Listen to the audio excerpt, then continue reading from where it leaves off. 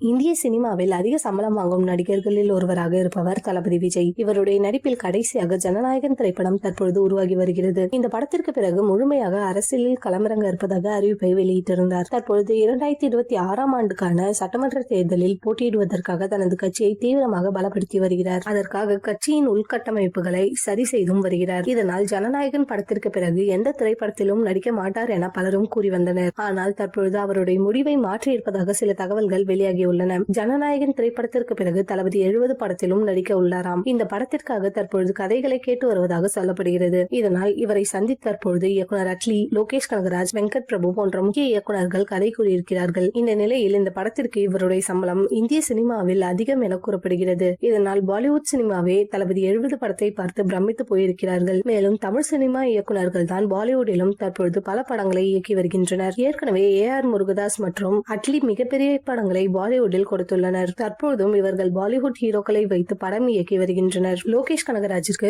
மிகப்பெரிய எதிர்பார்ப்பு பாலிவுட்டில் உருவாகி இருக்கிறது. அவர் மீண்டும் விஜய் வைத்து இயக்கினால் கண்டிப்பாக பாலிவுட் சினிமாவில் பாக்ஸ் ஆபீஸில் புதிய சரித்திர சாதனைகளை படைத்துவிடும். இதனால் பாலிவுட் சினிமாவே அதிர்ந்து போயிருக்கிறது. தளபதி 70 படத்தை பற்றிய அறிவிப்பை மிக விரைவில் எதிர்பார்க்கலாம்.